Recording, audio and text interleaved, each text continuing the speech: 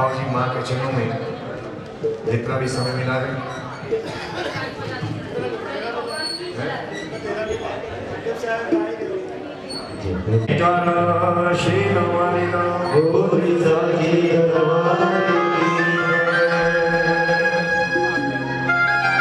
माँ के चरणों में बैठकर आज की रात आनंद परिवार ने माँ जी को अपने घर बुलाया, नाच गाकर 20 माह को मनाया है। और मैं आए हुए से भक्तों से प्रार्थना करूंगा, नाचो या ना नाचो, तालियां जरूर बजा दो। आपकी सुनी हुई भेंट है मां के चरणों में। एक बार दोनों हाथ उठाकर उस मां का नाम की जगह पर दोनों हाथ सीधे करके, पीछे वाले भी अगर मेरी बात सुने जो कुर्सियों पर बैठे हैं उनसे भी प्रार्थना है, दोनों हाथ ऊपर करके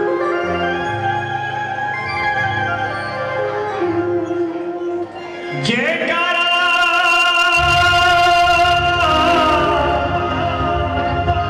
शेरों वाली का।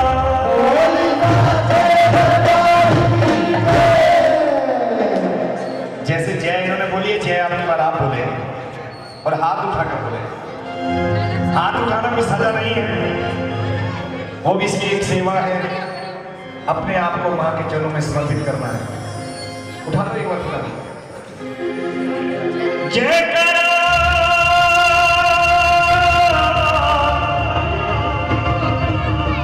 ऊंचे मंदिरों वाली का बोल जाते।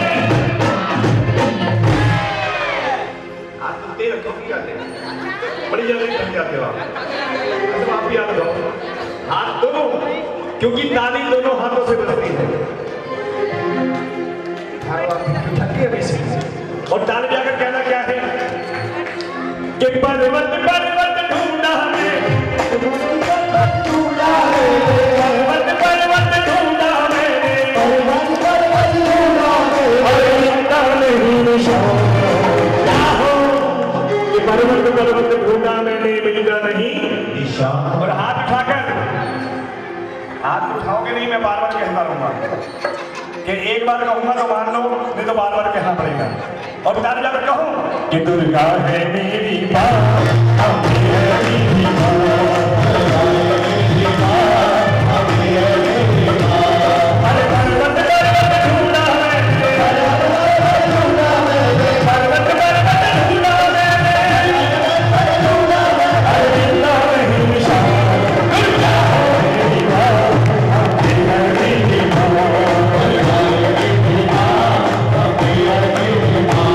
दुर्गा है मेरी माँ, अम्बे है मेरी माँ,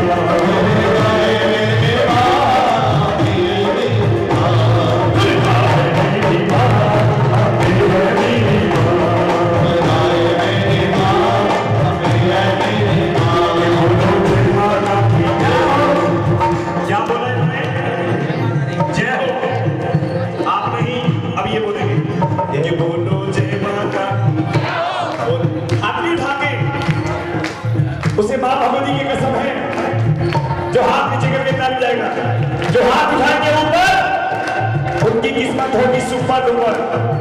हर हाथ कि बोलो जय माता, बोलो जय माता, मैया शेरों वाली, मैया छोटों वाली, मैया शेरों वाली, मैया छोटों वाली।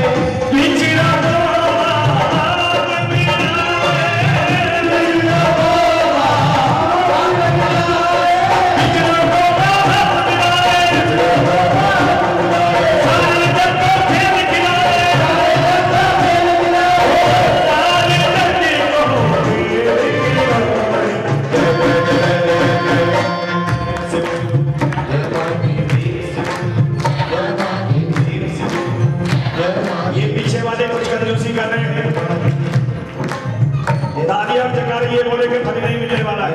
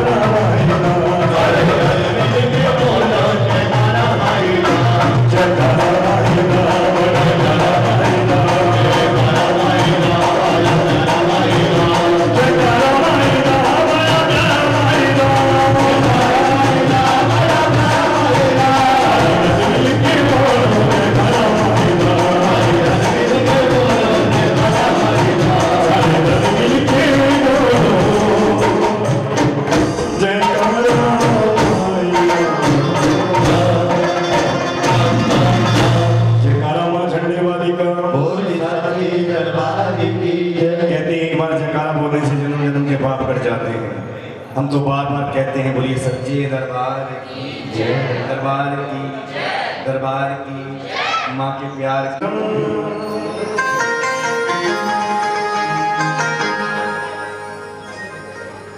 देखिए अब एक दो भजन रह गए हैं, समय इतना नहीं है। मैं चाहता हूँ जो नहीं नाचे वो भी नाच रहे, और उसका एक ही उपाय है मेरे पास कि सारे खड़े हो जाए। मैं एक एक का नाम लूंगा तो उसमें टाइम ज्यादा लगेगा। जो नहीं नाचे अभी तक सभी खड़े हो जाएगा।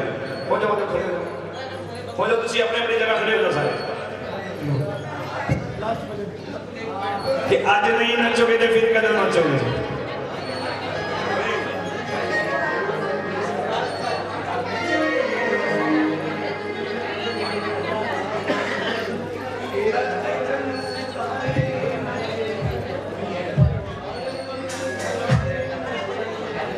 हाँ जी, तैयार हो सारे?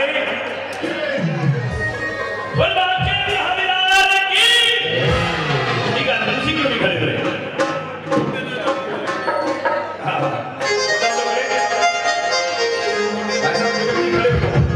और क्या नाम बताया आनंद जी का?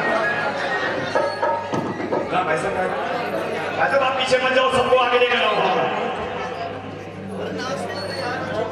कृष्णा तेरी मुरली पे भला कौन नचगा।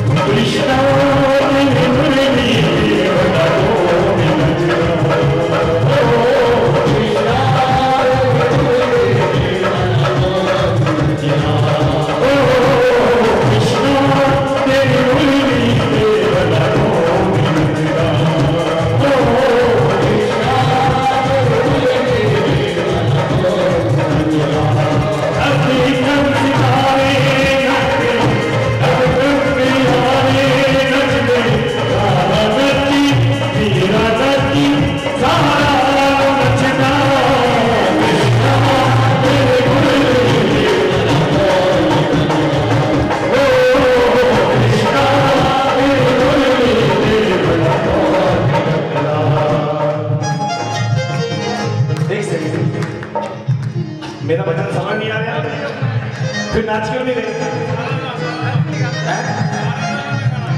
सारा एक मिनट चेंज करते हैं जी, चेंज करते हैं। दरिया पी के सारा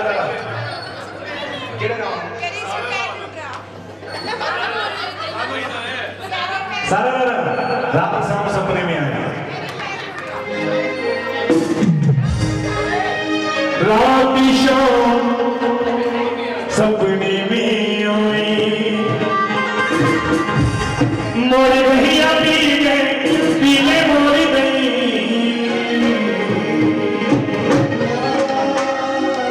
हो रात शाम सपने में आए।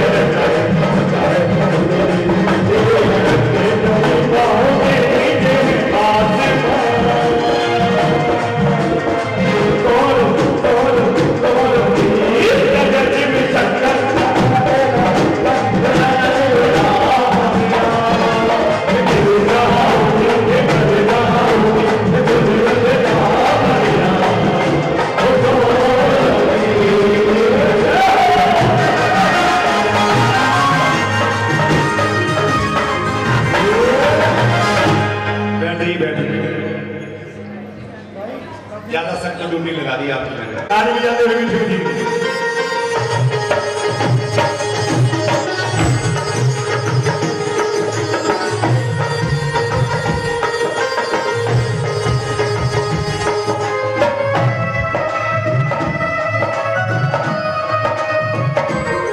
जय हो।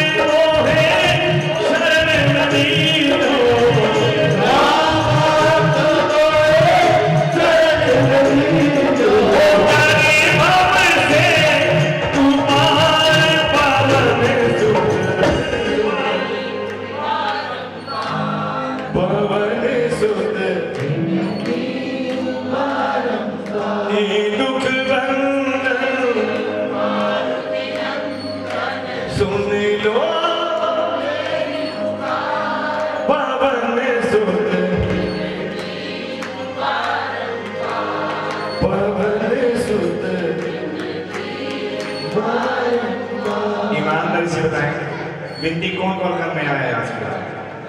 जो विनती करने आए हैं अपने आप दोनों हाथ उठा लें। जो विनती करने आए हैं, अंकल जी तुम क्या नाराज हो? विनती नहीं करोगे आप? प्रार्थना प्रार्थना विनती प्रार्थना होती है। इसलिए और करना कुछ नहीं है, ताली बजाते हुए राम नाम का जप करना है। क्या करना है जी?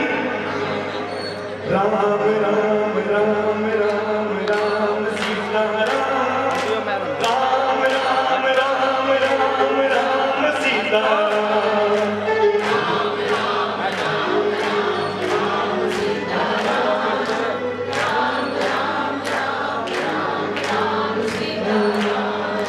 आंखें बंद करके इस राम का नाम लेंगे और ताली बजाकर कहेंगे राम राम राम राम राम सीता राम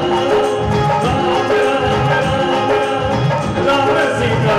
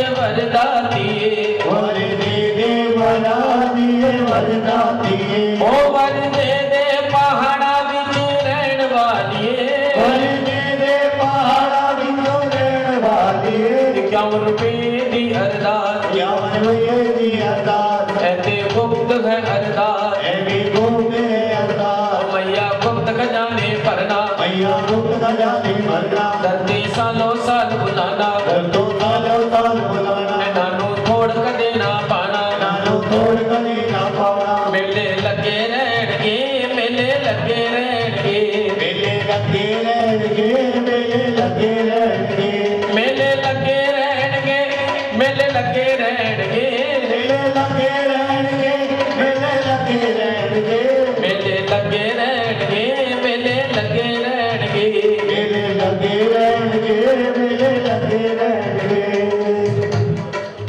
बोल सच्चे दरबार की जागो मात अनिंद्रा, दो संतर को दी, जो जन तेरी सेवा करे, वाक्या चेरा खोज रे, घोर गटे घोर जागे टिल्ले वांगू दाई, और दिल्ली शहर तेरा भैरो जागे, नगर को ये कौन कह रहे हैं? आप सभी कह रहे हैं कि हे माँ, हमने सारी रात्रि अपनी निद्रा को त्याग कर आपका भजन सुना, कीर्तन सुना। हे माँ, अब सुबह का समय, भोर का समय है, अब आप ही जागिए। जैसा कि माँ ज्वाला जी दरबार में आप हजारों वर्ष से जाकर अपने बच्चों का, अपने भक्तों का उद्धार करती हैं, हे माँ, उसी प्रकार दिल्ली के क्षेत्र रक्षक भैरव बाबा जी 24 घंटे जाकर हमारी रक्षा करते हैं। बोली सच्चे दरबार की जय। दो हाथ खोल के बैठो सारे, तालियां साथ देते हुए।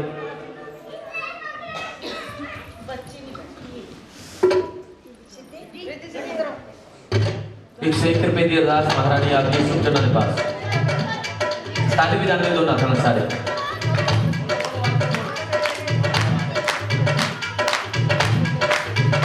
जाग्या वाली तेरी सारी रह जागांगे, जागा वाले तेरी सारी रह जागांगे, मंदिरा वाली तेरी सारी रह जागांगे, मंदिरा वाले तेरी सारी रह जागांगे। काहे भवानी तेरा अंगना लिपावा, मैं मारी जावांगा तेरा चोर बुलावा, हरे हरे गोबर तेरा अंगना लिपावा, मैं मारी जावांगा मोटी चौक बोला तेरा तुम्हारी वाले जावा। ओ पहले पहर तेरा करा जो भजन मां, मैं मारी जावानी ज्योति जो बुद्ध पर कासे, तेरा तुम्हारी वाले जावा। ओ दूसरे पहर तेरा करा जो भजन मां, मैं मारी जावानी ज्योति जो अनधने दाने तेरा तुम्हारी वाले जावा। ओ तीसरे पहर तेरा करा जो भजन मां, मैं मारी जावानी ज्योति जो भक्ति का दाने, तेरा तुम्हारी वाले जावा। ओ चौथे पहर तेरा करा जो भजन मां, मैं वाली जावानी ज्योति जो मुक्ति का दाने, तेरा तुम्हारी वाले जावा। आधी आधी रात माने शेरी सजा लिया, आधी आधी रात माने शेर सजा लिया, मैं वाली जावा कहाँ चली वो आधी रात, तेरा तुम्हारी वाले जावा। ओ भगता मेरिया जग निरचाया, मैं वाली जावा वहाँ चली मैं आधी रात, तेरा तुम्हारी वाले जावा। ओ लंगर वीर तेरिया मिन्नता करेदा, मैं वाली जावा मैनू भी ले चलो नारे, तेरा तुम्हारी वाले जावा। ओ हस हस पुछदी माता मेरी, मैं वाली जावा क्या मेरी भेंट ले आयो, तेरा तुम्हारी वाले जावा। भगतजनों, भगत नंदलाल एक ऐसे भगत हुए हैं जिन्होंने अपना शीश काट के मां के चरणों में भेंट चढ़ा दी, और मां ने भी पल नहीं लगाया, शीश उठाया, धड़ से लगाया, जल का छींटा लगाया, जीवित कर दिया। अब दूसरी बार फिर से भगत नंदलाल ने शीश काटा, फिर से मां के चरणों में भेंट चढ़ा दी, मां ने फिर से शीश उठाया, धड़ से लगाया, जल का छींटा लगाया, जीवित कर दिया। अब तीसरी बार फिर से भगत नंदलाल ने शीश काटा और फिर से मां के चरणों में भेंट चढ़ा दी, मां ने फिर से शीश उठाया, धड़ से लगाया, जल का छींटा लगाया, जीवित कर दिया। और मां कहने लगी कि भगत नंदलाल, मैं तेरी भेंट से बहुत प्रसन्न हूं, मांगो जो कुछ भी मांगना चाहते हो।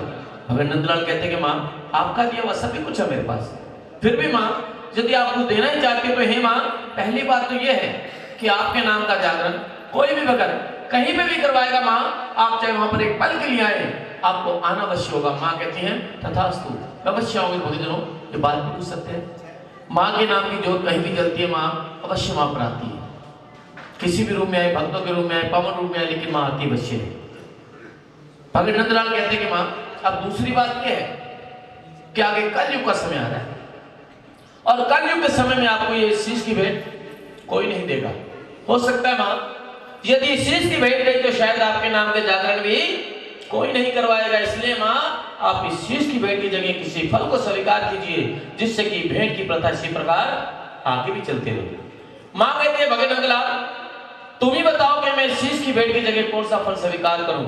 तो भगत नंदलाल कहते हैं कि माँ, नारियल एक ऐसा फल है जो कि हमारे शीश से काफी हद तक मेल खाता। भक्तजनों, जिस तरह हमारे शीश पे बाल है, आप देखते हैं नारियल पे जटा है, और जब हम नारियल को छीलते तो क्या देखते हैं, उस पर 2 आंख और एक मुख का निशान बना, बिल्कुल हमारे शीश से मेल खाता। माँ कहते हैं भगत नंदलाल, नारियल के ऊपर कलावा, जो हाथ में कलावा बांधते हैं, या उस पर लाल चुन्नी लपेट कर उस पर दक्षिणा भी रखकर जो भी भगत मुझे भेंट देगा, मैं उसे शीश की भेंट समझकर स्वीकार करूंगी। तो भक्तजनों, तभी से माँ के चरणों में शीश की जगह ये नारियल की भेंट चढ़नी शुरू हुई। तो ये समय माँ के चरणों में नारियल की भेंट का सबसे पहले परिवार वाले, और उसके बाद जो भक्तजन पे नारियल लेकर आए हैं, बारी बारी से आएंगे, माँ को शीश रूपी नारियल की भेंट चढ़ाएंगे। अब जो भक्तजन नारियल नहीं लेकर आए, मैं सोच रहे हो कि हम माँ को क्या चीज भेंट चढ़ाएं, क्योंकि भेंट सभी ने देनी होती है। आपने कथा सुनी है, उससे पहले भेंट माँ को अवश्य दी जाती है। भेंट नहीं लेके आए, कोई बात नहीं, नारियल के निमित्त दक्षिणा लें और माँ के दरबार से पुष्प लें, महारानी को भेंट दें, महारानी आपकी भेंट भी स्वीकार करेगी। बोलो सच्चे दरबार की जय। आओ जी। लोकी लाजियां, लोकी लाजियां, मैं मारी जावा बचड़ा ले आया तेरा नाम, जना तो वाले वाले नाम, मोदी जड़ावड़ी पान के पत्ते, सत सुपारियां भजन रेला, मैं मारी जावा बचड़े ने शीश गड़ायो, जना तो वाले वाले नाम, पाँवों पलक में शीश मिलायो, शीश मिलायो, घड़ी डाल लायो, मेवारी नामा मोर ही जय जयकारे,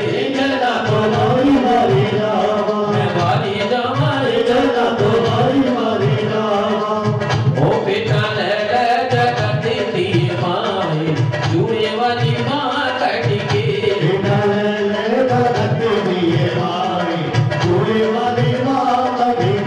हाँ जुए वाली माँ कट के, मेहंदी वाले हाथ कट के,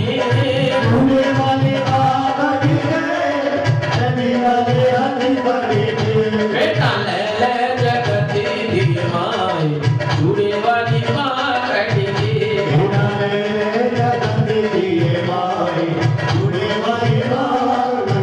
बेटा लेके राम जी आए, हाँ बेटा लेके राम जी आए, राम जी आए संग में सीता जी को लाए, तो बेटा करो स्वीकार, जुए वाली माँ कट के,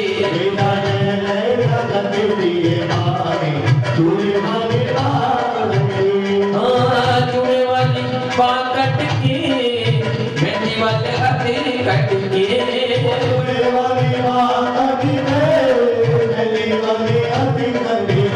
बेटा ले जगत दी माए, जुए वाली माँ कट के,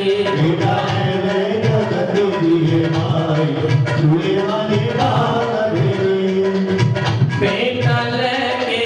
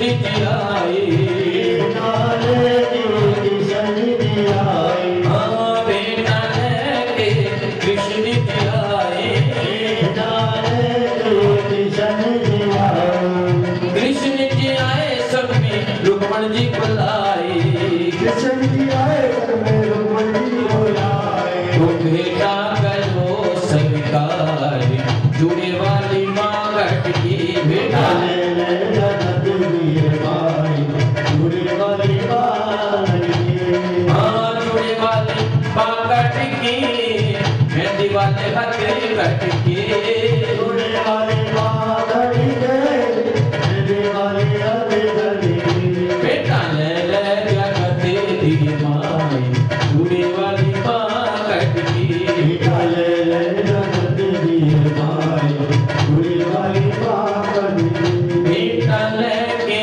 विष्णु जी आए, बेटा ले विष्णु जी आए, हाँ बेटा लेके विष्णु जी आए, बेटा ले विष्णु जी आए, ओ विष्णु जी आए सब में लक्ष्मी जी को लाए, विष्णु जी आए लक्ष्मी जी को लाए, तो बेटा करो स्वीकार, जुड़े वाली माँ कट की बेटा ले ले जगत दिए भाई, जुड़े वाली बात की, वो जुड़े वाली माँ कट की माँ, मेहंदी वाले हथी कट की, जुड़े वाली माँ कट की माँ, मेहंदी वाले सच्ची दरबार की जय जयकारा श्री रामालीला। बोले साचे दरबार की जय। कथा शुरू करने जा रहे हैं। हाँ जी, सारे ने कौन थी ये तुमको बतलाए,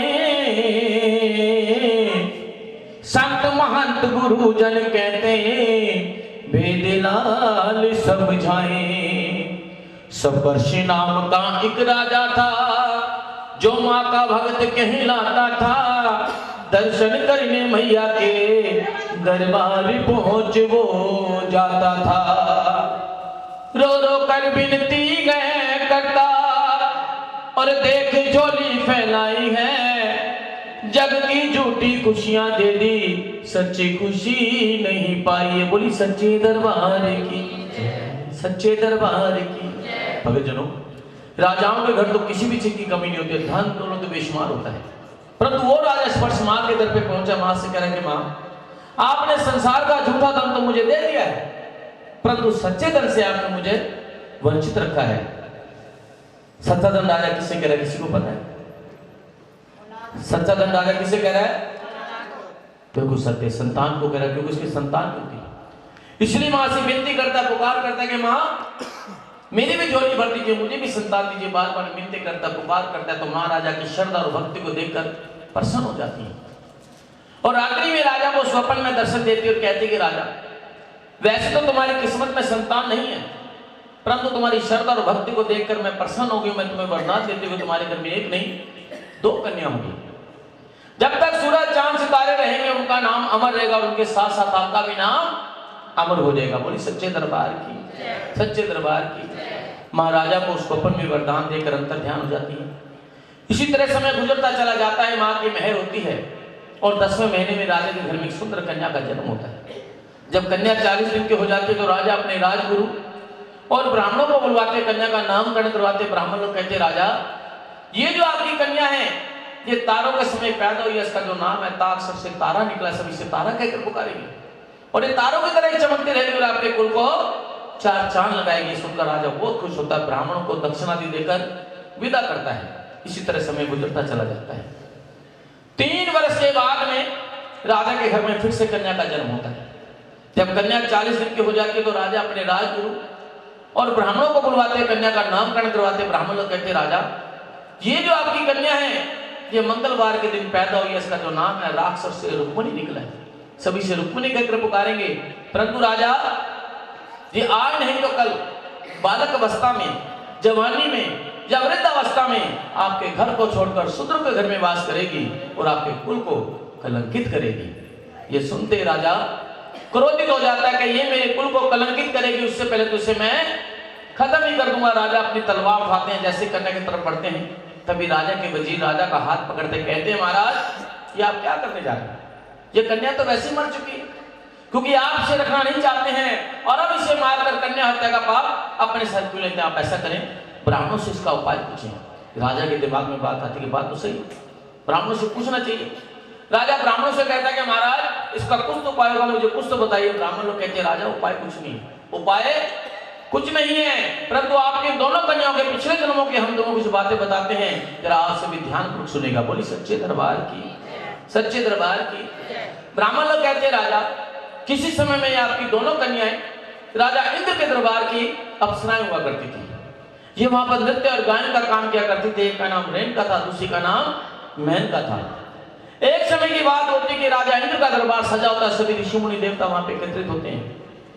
ये दोनों अप्सराएं वहां पर नृत्य कर रही होती हैं, तभी वहां पर बृहस्पति देव आते हैं। सभी आदर से उठकर उन्हें नमन करते हैं, प्रणाम करते हैं, आसन देते हैं, परंतु ये दोनों अप्सराएं अपने नृत्य में इतनी मगन होती हैं, ना तो उनके ओर देखते ना ही नमन करते। इससे बृहस्पति देव क्रोधित हो जाते हैं और क्रोध में आके कहते हैं, जाओ तुम स्वर्ग लोक में रहने के लायक नहीं हो, तुम्हारा अगला जो वास है मृत्यु लोक में होगा।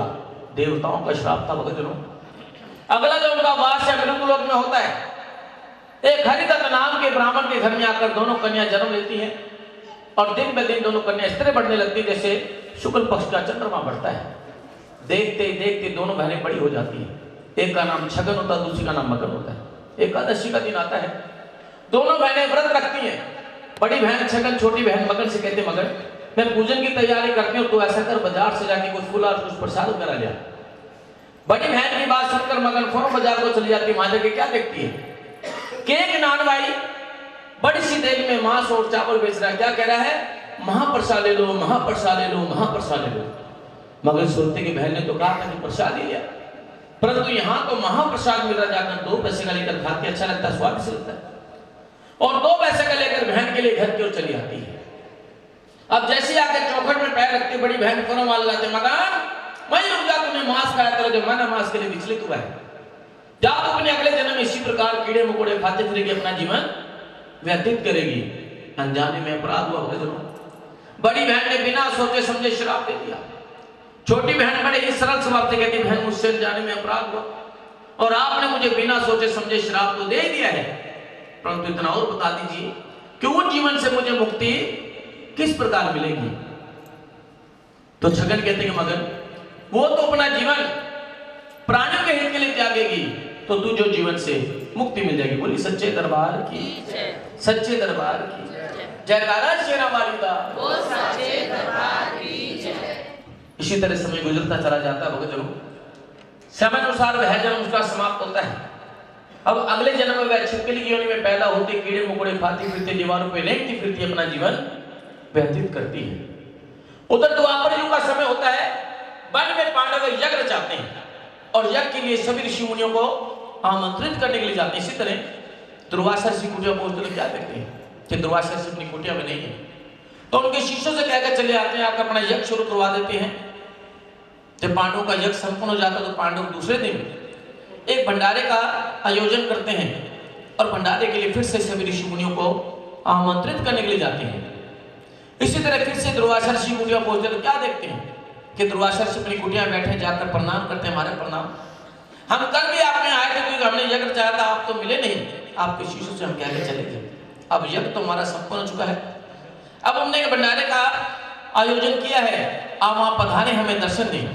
दुर्वासा ऋषि कहते कि तुमने यज्ञ चाहा था, क्या हमारा, कि तुम्हारा यज्ञ संपन्न हो चुका, कि हाँ महाराज, कि तुम्हारे यज्ञ के आचार्य कौन थे? पांडव कहते जी हमारे यज्ञ के आचार्य लोमश ऋषि थे। सच्चे दरबार की, सच्चे दरबार की। गोटे छड़ के बैठो, जो जागत है सो पावत, और जो सोवत है खोवत है। नहीं वो पावत नहीं, सोने वाला क्या पाएगा?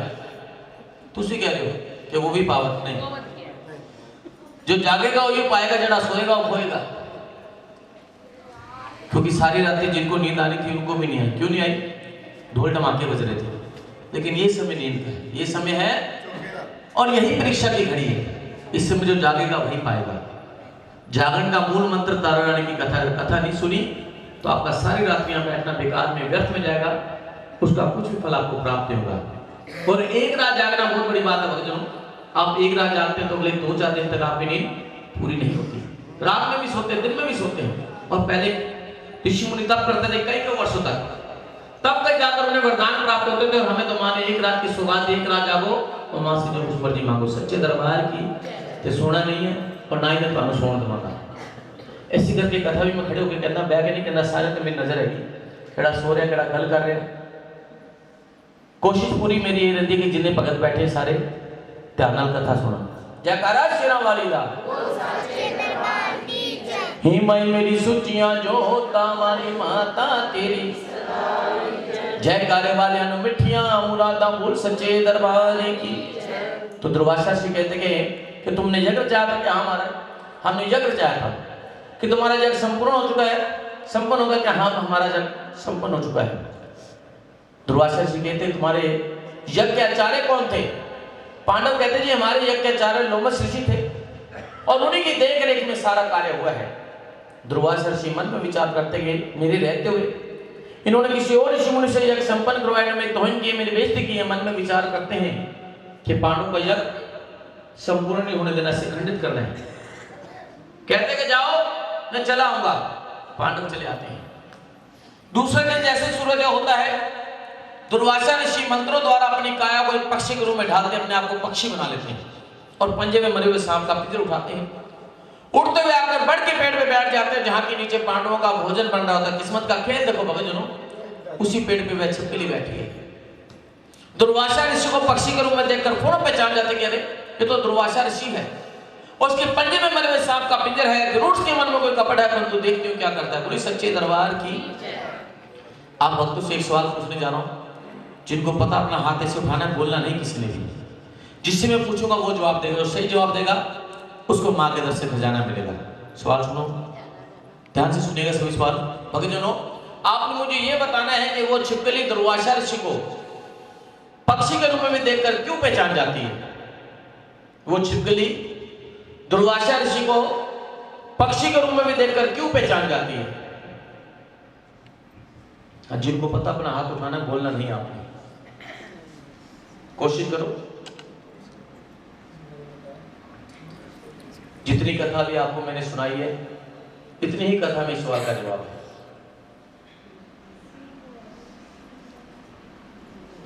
इस वास्ते में पहले क्या सीखे, ध्यान कथा सुनूंगा। जय माता दी। क्योंकि वो शराब से ग्रस्त थी, वो छिपकली अपनी बहन के शराब से ग्रस्त थी, इसलिए उस पेड़ के ऊपर थी। और कोई मेरा सवाल नहीं समझे तुझे? उन्हें कोई इंसान पक्षी का रूप बना के तुम्हारे सामने आके खड़ा हो, तुझे पहचान लो? पहचान लो नहीं ना? लेकिन वो छिपकली दुर्वासा ऋषि को पहचान रही, क्यों पहचान रही है? पूछ रहे हैं। और कोई ध्यान दो, करो करो कोशिश करो। किथे किधर ने केड़े कोने वाले एम ही कही जा रहे हो? नहीं नहीं, उठाओ हाथ, उठाओ ना, हाथ उठाया किसी ने? नहीं, उधरों नहीं बोलना, हाथ उठाया। इधर आ जाओ मेरे को।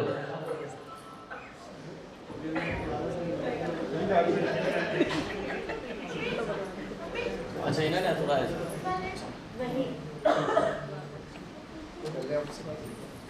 हल्ले अफसरा से ना। अच्छा अच्छा ताइयो। हाँ जी पक्की गल है। हाँ जी। एक बार जोरदार तालियां नमस्ते बजा दो भक्तजनों। अच्छा और कितने जा रहे हो? आन दी भी जल्दी, जान दी भी जल्दी, की गल है? पहले तो उठते नहीं पे सी तुसी, मैं कहा दोबारा हाथ उठाओ, तुझे हाथ भी नहीं उठाया। अतीना ने दस्या मैंने। भक्तजनों, देवताओं के साथ रहकर आए थे स्वर्ग लोक के अप्सरा थी, इसलिए वो ये उसे वो ज्ञान प्राप्त होता जिसके फलस्वरूप वो दुर्वासा ऋषि को पक्षी के रूप में देखकर पहचान जाती है। बोलो सच्चे दरबार की जयकारा शेरा वाली दा। इतने में आवाज आती है कि हमन कुंड में सामग्री डालने के लिए सभी चले आए। जितने भी लांगरी भोजन बनाते हैं, भोजन को छोड़कर हमन कुंड में सामग्री डालने के लिए चले जाते हैं। दुर्वासा ऋषि को मौका मिल जाता है, वह झट से सांप का पिंजर खीर के कड़ाई में डालते हैं और वहां से उड़ जाते हैं। अब ये देखकर वह छिपकली तिलमिला उठती है कि मैं किस तरह बताऊंगी कि बेचैले से मत खाइए, मेरी तो कोई भाषा नहीं समझ पाएगा। विचार कर रहे होते भक्तजनों, तब इसको अपनी बहन की बात याद आती कि तू अपना जीवन प्राणियों के हित के लिए त्यागेगी तो तुझे जीवन से मुक्ति मिल जाएगी। बोली सच्चे दरबार की, सच्चे दरबार की। इतने में आवाज आती है कि पत्तल बांटती के जल से भोजन भी बांटिए। अब लांगड़ी जैसे आके खीर के कड़ाई को उठाने लगते हैं, छिपकली फोनोस में कूद जाती है। ये देखकर ऋषि मुनि क्रोधित हो जाते, कहते कि हे नीच छिपकली, तूने कितना नीच कार्य किया है, इतने ऋषि मुनियों का भोजन बना तूने सब नष्ट कर दिया है, क्या तेरा अगला जो वास है वह शूद्र के घर में होगा। भक्तजनों, पहले अनजाने में अपराध हुआ तो बड़ी बहन ने बिना सोचे समझे श्राप दिया तो छिपकली की योनि में पैदा हुई। अब उसमें अपने प्राणों की बलि देकर प्राणियों के प्राण बचा लिए तो उसके बदले में भी उसे श्राप मिले। ऋषि मुनि कहते हैं ऐसा करो, एक बड़ा सा गड्ढा खोदो, उस गड्ढे में सारी खीर उड़ेल दो, जिससे कोई पशु या पक्षी खीर को ना खा सके। वैसे क्या था भक्तजनों, एक बड़ा सा गड्ढा खोदा था, गड्ढे में सारी खीर उड़ेली जाती। जैसे खीर उड़ेलते क्या देखते हैं कि कढ़ाई के तले में से सांप का पिंजर निकलता है। अब सांप के पिंजर को देख के ऋषि मुनि फौरन समझ जाते, कह रहे कि हमने क्या कर दिया। ये छिपकली जानती थी कि इसमें सांप का पिंजर डला हुआ है, इसने हमारे प्राण बचाने के लिए अपने प्राणों की बलि दे दी, हमने इसे श्राप दे दिया। श्राप तो अटल है, अवश्य पूर्ण होगा, परंतु अब इसे वरदान देने को दिल चाहता है। तो ऋषि मुनि कहते कि हे छिपकली, तेरा शूद्रों के घर में वास तो अवश्य होगा, परंतु तेरा जो जन्म है वह राजा के घर में होगा। तो ब्राह्मण लोग पिछले जन्मों की बातें राजा को बता रहे थे, कहते राजा ये वही कन्या है जो पिछले जन्म में छिपकली की योनि में थी, अब आपके घर में इसने कन्या के रूप में जन्म लिया। इसे ऋषि मुनियों का श्राप मिला हुआ है, इसलिए शूद्रों के घर में वास अवश्य करेगी। राजा कहता है फिर भी महाराज इसका कुछ तो उपाय होगा, मुझे कुछ तो बताइए। ब्राह्मण लोग कहते राजा उपाय तो कुछ नहीं है, परंतु आप ऐसा करें, एक लकड़ी का बक्सा बनवाएं, उस बक्से में इतना धन लगवाएं कि जिस किसी भी व्यक्ति को कन्या मिले इसके जीवन पालन के लिए धन परिपूर्ण रहे। राजा वैसे करता है कि लकड़ी का बक्सा बनवाता है, हीरे जवाहरात सोना चांदी लगवाकर मखमल के गद्दे बीच में बिछाए जाते हैं, कन्या को बीच में लिटाया जाता है और बक्सा बंद करके ले जाकर नदी में छोड़ दिया जाता है। अब बक्सा तैरता हुआ काफी दूरी पे निकलता चला जा रहा है।